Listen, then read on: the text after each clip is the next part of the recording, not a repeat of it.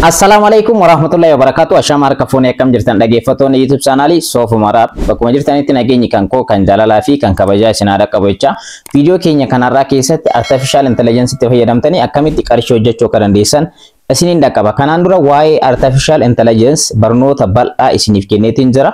Artificial intelligence jechuun fiichariitti wanta namni hojjechuu danda'u bilbila keessanitti fayyadamtanii laaptooppii keessanii fayyadamtanii akka isiniif hojjetu gochuu jechuudha, wanta biraati miti.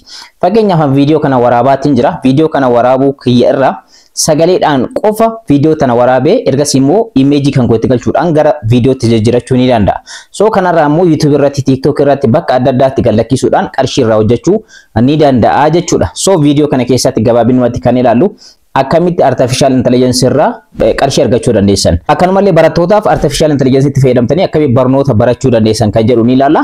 Graphic design jira, website adda addaa hojjechuu jira, wanta bal'aa isiniif hojjeta artificial intelligence yookaan immoo appiiwwan akka chat GPT, DeepSeek fi kan kana fakkaatan Gemini, Google AI kan jedhaman kunniin baay'een isaanii ni jirani. So isaan kanneen itti fayyadamtanii akkamitti qarshii hojjechuu akka dandeessan kan isiniin dhaqqabu tahaa jechuudha. Hanga dhumaatti na faana turaadha. Warroonni yeroo jalqabaatiif gara YouTube channel kanatti dhuftan YouTube channel kun YouTube channel barnootaati kan teknooloojiidhaan itti wal bartan waan ta'eef subscribe gochuudhaan gara maatiiwwan keenyatti dabalamaadha. Viidiyoo kana immoo like share gochuudhaan hiriyoota keessaniin dhaqqabaadha. Daa'e gara barnootichaatti.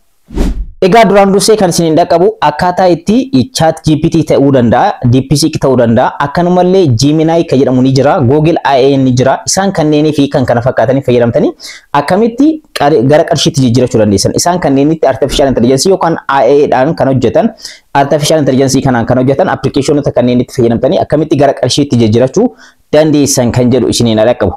Fakkeenyaaf asirratti isinitti agarsiisu egaa chat GPT irratti har'a kan isinitti agarsiisu, DeepSeek irratti, Gemini irratti immoo Google AI fi kan kana fakkaatan irratti immoo akkamitti fayyadamuu dandeessan kan jedhu adeemsa keessa ilaalaatiin kan deemnu ta'a jechuudha. Yeroo ammaa kana garuu namoonni maal hojjechaatiin jiran kan jedhuu fi akkanumallee akkamitti isin gara qarshiitti jijjiirachuu dandeessan kan jedhu isiniin dhaqqabu. Fakkeenyaaf isa kana suuraa kan argaatiin jirtanii suuraa kana kan hojjedhee thumbnailidhaa fi viidiyoo kaleessa gallakkisa irratti thumbnailidhaaf kan itti fayyadamedha. So isa kana create kan naa godhe chat GPT dha. So chat GPT akkamitti banachuu dandeessan application Play Store irraa ni buufattanii ergasii immoo emailii keessaniin ni galmooftanii ergasii immoo appichi isiniif bana ergasii immoo wanta barbaadan jettanii irra barreessuudhaan salphamatti suuraa keessan isa fokkisaa ture gara miidhagaatti isiniif jijjiiruu danda'a. Fakkeenyaaf inni suuraan kun kan chat GPT dhaan thumbnailidhaaf hojjedheedha.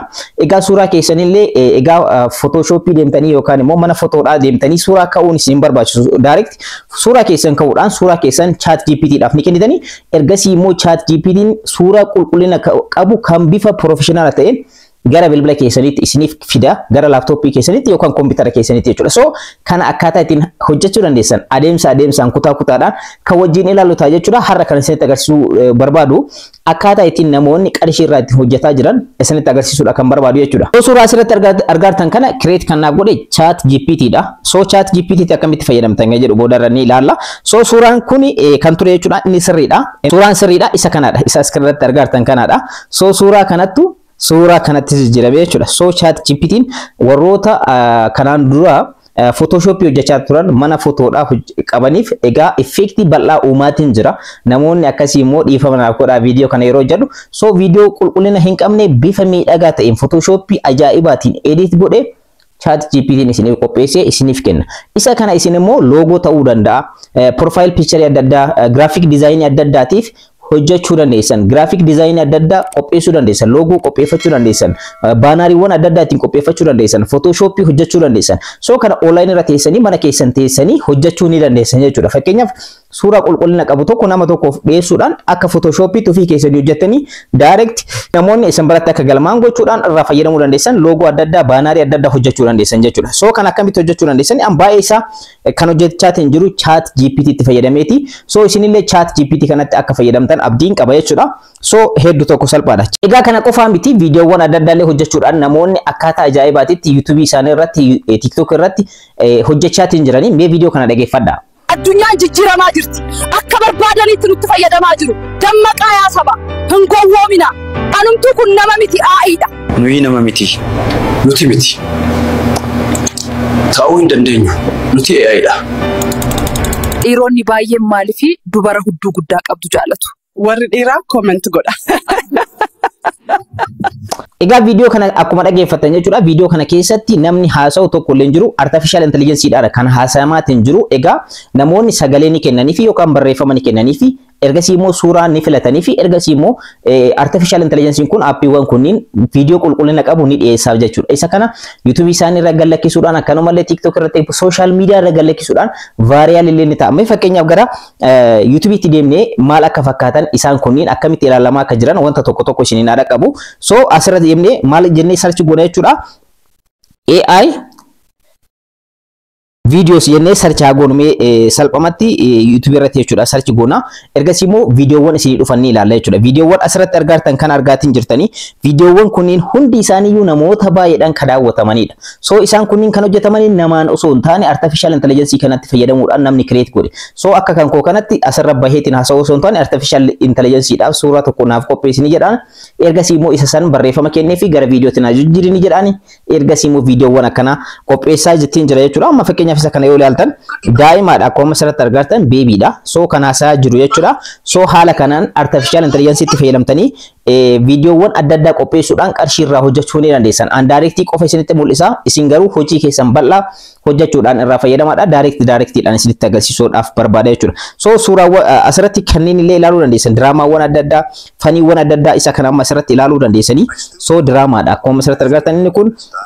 So AI'dhaan kan hojjetamedha.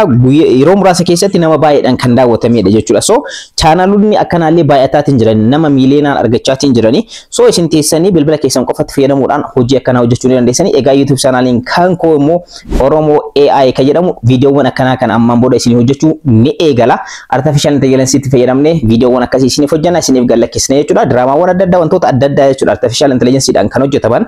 So videoowwan akkasii isinis daawwachuudhaan irraa fayyadamuu dandeessanii. Salphaatti garuu artificial intelligence kanatti fayyadamtaniiti yoo kan qarshii irraa hojjettan ta'e waan guddaa hojjechuu dandeessan. So artificial intelligence kana haala kanaan fayyadamuu dandeessanii graphic designiidhaaf barnootaaf fayyadamuu dandeessan. Isa kanamee highlight tokko isinitti agarsiisa. Isin immoo research gootanii akka namoonni irraa hojjetaa jiran kanatti irraa hojjedhaadha. YouTube'dhaan akkanaa kun immoo nama baay'eedhaan daawwatamaatiin jira yeroo ammaa kana jechuudha. So mee amma immoo akkamitti ChatGPT salphamatti jechuudha akkaawuntii isaa banachuu dandeessan kan jedhu haa ilaallu. ChatGPT jalqaba Play Store irraa yookaan App Store irraa buufattanii ergasii immoo Continue with Google kan jedhu ni argama. Isarra kilik gootanii Google keessanii wal quunnamsiisuudhaaf jechuudha. Ergasii immoo ni filattaniif jechuudha. Email keessan ni filattanii fi akkaawuntii mataa keessanii create gootanii jirtan jechuudha. Continue as email keessan isinii jechuudha maqaa Continue as kan jettu sanarra kilik gootanii salphamatti gara keessaatti ni seentan jechuudha. Ergasii immoo maqaa keessan guutaa isiniin jedha. Birthday keessan guutaa isiniin jedha. Wantoota tokko isiniif ibsa jechuudha. Birthday keessan yeroo guutan immoo waggaa 18 ol gochuu hin dagatinaadha. Sababni isaas wantoota tokko future tokko isinirraa hir'isuu danda'a waan ta'eef ergasii immoo continue jechuudhaan akkaawuntii ni banattan jechuudha. Akkaawuntii kana irratti immoo suuraa miidhagaa ta'e akka isiniif qopheessu gochuu dandeessan. Akkanumallee loogoo adda addaa akka isiniif qopheessu gochuu dandeessan. Barnootaaf kontentii warroonni amma fakkeenyaaf YouTube irratti baatanii haasa'uu hin barbaanne yookaan kontentii dhabdan wanta barsiiftan dhabdan sammuu keessan keessatti uumuu dhabdan asirra gaafachuu dandeessan. Fakkeenyaaf asirratti wanta tokko gaafadhee isiniif ibsu jechuudha. Amma fakkeenyaaf asirra dhuftanii barataniitiin jirtanii how to create YouTube channel jettanii ni banitanii fi ergasii immoo akkaataa itti YouTube channel banachuu dandeessan isiniif hima jechuudha. ChatGPT jechuudha. Gemini illee yoo ilaaltan, DeepSeek illee yoo ilaaltan wanta kana isiniif kennu feature kana artificial intelligence dhaan kan hojjetan hundi isaaniitu isiniif kennan jechuudha. Keessattuu ChatGPT professional jechuun ni danda'ama. Gemini Google AI itti aansee isaadha kan jiru. So kanaafiyyuu asirratti mee how to isiniif kaa'ee jira barreeffama kana jechuudha. So isa kana jettanii ni kennitanii fi ergasii immoo mallattoo xiyyaatu jira isa irratti kilik gootan. Akkamitti YouTube channel banachuu akka dandeessan isiniif ibsa jechuudha. Warroonni YouTube channel banachuu hin beekne asirra laaltanii banachuu dandeessan. Namni isin barsiisu isin barbaachisu yookaan immoo ofii keessanii asirratti afaan Ingiliffaa isa kana translate gochuu dandeessan. Asirratti akka barbaadan gara afaan keessaniitti. So akkuma asirratti argartan creating a YouTube channel is pretty simple. Baay'ee tokko salphaadha isiniin jedha. Is a step by step guide jedha. Guidein guutuun step dhaan isiniif qopheessee jira isiniin jedha. Egaa ergasii immoo sign into YouTube jedha. YouTube gara YouTube itti seenaa. Go to YouTube app YouTube itti seenaadha. Ergasii immoo use your Google account. Email keessan yookaan immoo Google account keessanitti fayyadamuudhaan if you don't have one click create account. yoo hin qabaatin immoo emailii haarawanii bantanii create your channel jedha. Egaa ergasii immoo haala kanaan profile akkamitti itti galchuu dandeessan, akkamitti create gochuu akka dandeessan, owner name fi custom brand name akkamitti uumachuu akka dandeessan, customize your channel isin jedha. Profile picture, banner akkaataa itti sirreessuu qabdan, logo akkamitti akka itti fayyadamuu dandeessan, size isaallee asirra isiniif kaa'e. Isaan kanaan dura sagaleedhaan isin barsiisaa ture, haala kanaan isiniif qopheessee kaataagooriidhaan isiniif kaa'ee jira jechuudha. Isa kana maal gootanii isin salphamatti asirraa kontentii argattanii jirtan. So gara YouTube keessan banattanii YouTube akkaataa ittiin banatan isinitti agarsiisee jira. Gara YouTube keessanitti seentanii step asirratti inni isinitti beekan qabattanii barsiisuu ni dandeessan jechuudha. Salphaadha miti. So haala kanaan jechuudha. Kan biraa immoo isiniif ibsu fakkeenyaaf mata duree biraa akkaataa imo itti banatan jettanii yoo nama barsiisuu barbaadan so isin asirra dhuftanii maal gootanii how to create imo account. Okay? So salphaadha jechuudha. Gaafachuudha inni isiniif deebisaa jechuudha. So yeroo ammaa kana hedduu tokko jireenya ilma namaa salphiseetiin kan jiru artificial intelligence dha. Keessattuu namoonni yoo itti fayyadaman faayidaa guddaa argamsiisaa akka jirudha qorattoonni illee kan ibsaatiin jiranii. So haala kanaan how to create imo account jedhetiin search ni godha. Imo akkaataa ittiin banachuu dandeessan kontentii tokko isiniif kennee jira. Isa kana kontentii kana waraabuudhaan viidiyoo akkaataa ittiin waraabdan kanaan dura viidiyoo isinitti agarsiisee jira. Viidiyoo kana waraabuudhaan YouTube channel keessan irratti TikTok keessan irra galchisuudhaan nama barsiisuudhaan kontentii argatanii jirtan jechuudha. YouTube channel keessa yeroo gabaabaa keessatti monetize ta'a. Kontentiin kun kan keessanidha ofii keessanii waraabdanii so haala kanaan jechuudha. So creating an imo account is very easy. Baay'ee tokko salphaadha imo banachuun jedha. On mobile irratti Android phone jechuudha. Download imo app Play Store irraa yookaan immoo App Store irraa buufadhaa isiniin jira. So imo install godhaa isiniin jira. Ergasii immoo open the app banadhaadha. Ergasii immoo enter your phone country code mobile next. So kanneen erga gootanii booda ergasii immoo verify your number SMSing yookaan koodiin isin dhaqqaba koodii isinitti galfadhaa isiniin jira. Set up your profile keessan set up godhaa. Profile keessan irratti nama maqaa galchuu profile picture keessan qopheessuu fi kan kana fakkaatan. Computer irratti illee maal akka fakkaatu asirra isiniif kaa'ee jira. On computer Windows Mac dha. Egaa ergasii immoo go to imo official website sirriidha. Imo irra seenaa isiniin jira. Ergasii immoo desktop site on godhachuudhaan imo keessan banaa isiniin jira. Ergasii immoo phone number keessan waan hundayyuu itti galchaa isiniin jedha jechuudha. So haala kanaan kontentii tokko qopheeffatanii jirtanii viidiyoo tokko qopheessitanii jirtan jechuudha. So viidiyoo kana deebistanii maal gootan immoo amma gara maalitti jirtanii gara viidiyootti jijjiiruudhaan namaaf dhiyeessuudhaan barnoota adda addaa barsiisuu ni dandeessan. Kan biraallee osoo gaafatanii haala kanaan gaafachuu dandeessan. Fakkeenyaaf Facebook akkaataa ittiin banatan jettanii mata duree tokko qopheessanii kontentii kana garuu yoo hin beektan ta'e akkaataa ittiin Facebook banatan yoo hin beekne ta'e ChatGPT-dhaan Gemini-dhaaf Google AI-dhaaf kennuudhaan salphumatti create gochuu dandeessa. Step amma isinitti agarsiisee jechuudha how to create Facebook account.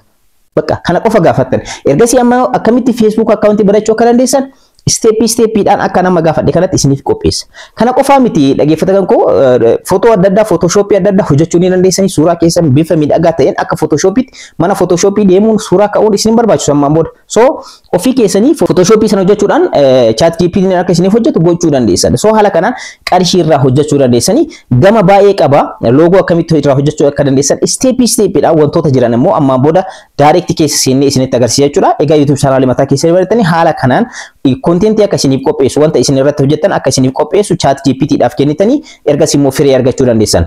Egaa appilikeeshinoonni AI-dhaa kunniin immoo kan viidiyoo suuraa gara viidiyootti sagalee gara viidiyootti isiniif jijjiiran baay'een jiranii. Ammaan booda bara haarawaa keessatti egaa waa'ee ChatGPT yookaan immoo artificial intelligence kana wal qabate akkaataa ittiin viidiyoo hojjechuu dandeessan wanta bal'aa kan wajjin hojjennu ta'a jechuudha. Egaa YouTube channel kan koo waa'ee AI-dhaaf yookaan immoo artificial intelligence-dhaaf baname Oromoo AI kan jedhu san egaa subscribe godhaa description jala isiniif kaa'ee jira linkii isaa jechuudha. Achi keessa seenaatii galma achirratti maatii ta'uudhaan irraa fayyadamuu dandeessan. Egaa viidiyoo keenya kanarraa keessatti salphumatti artificial intelligence yookaan immoo AI itti fayyadamuudhaan akkamitti qarshii hojjechuu akka dandeessan isiniif ibsee jira. Detail immoo viidiyoon kanatti aanee hojjetamu akkamitti hojjechuu akka dandeessan akkamitti immoo create gochuu akka dandeessan wanta hundayyuu bal'inaan kan isiniif dhiyeessu ta'a jechuudha. Egaa artificial intelligence barnootaaf itti fayyadamuu dandeessan. Barnootaaf akka barbaadanitti wanta barbaadan gaafachuu dandeessan. Maatisii gaafachuu dandeessan. Fiiziksii gaafachuu dandeessan. Keemistirii gaafachuu dandeessan. Gaafii gaafachuudhaaf immoo akkaawuntii kana banachuudhaaf jalqaba irratti wanti isin barbaachisu kan biraan jiru. Ergasii immoo gaafii barbaadan solve isiniif godhuu danda'a. Fakkeenyaaf gaafii tokko isiniif dhiyeesseetiin viidiyoo kan kanarraa ni xumura jechuudha. Akkuma asirratti argartan gaafii asirratti argartan kana x plus 2x plus 5x is equal to 20 jedheetiin gaafadheetiin jira. Mee chat GPT'n deebii akkamii akkanaaf deebisu amma asirratti haa ilaallu jechuudha. Ammaan booda gaafii akkanaa kana maachisii akkanaa kana hojjechuun isin gaafatu warroonni barattoota taatan akkamitti itti fayyadamuu akka dandeessan egaa viidiyoo mataa isaatiin ni deebi'a. Bara haarawaa kana keessatti artificial intelligence kanatti akkamitti fayyadamuu akka dandeessan yeroo ammaan booda viidiyoowwan qaamaan isin waraabdan kun hafaa deemanii artificial intelligence kunneen waraabuudhaaf dhufaatiin jiranii so isaan kanneen itti fayyadamuu akkaataa ittiin dandeessan kan wajjin ilaalu ta'a. Akkuma asirratti argartan haala kanaan naa hojjetee jira. Let us solve step by step isin jedha. Step dhaan solve isiniif godhee jira. Egaa akkuma asirratti argartan haala kanaan akka ajaa'ibaatti answeriin isaa maal ta'e jechuudha x is equal to 2.5. Egaa hojjechuun isin hin barbaachisu ammaan booda isin isa kana laaltanii isa inni hojjete kana practice gochuudhaan egaa sammuu keessanii fudhachuudhaan irraa barachuu dandeessan gaafii barbaadan gaafachuu dandeessan. Artificial intelligence yeroo ammaa kana viidiyoodhaaf itti fayyadamaatiin jira namni, barnootaaf itti fayyadamaatiin jira, teknooloojiidhaaf itti fayyadamaatiin jira, weebsaayitii adda addaa hojjechuudhaan, graphic design adda addaatiin, online marketingiidhaaf wantoota adda addaatiif itti fayyadamaatiin jira. Isinillee itti fayyadamaa isiniin jechuu barbaada.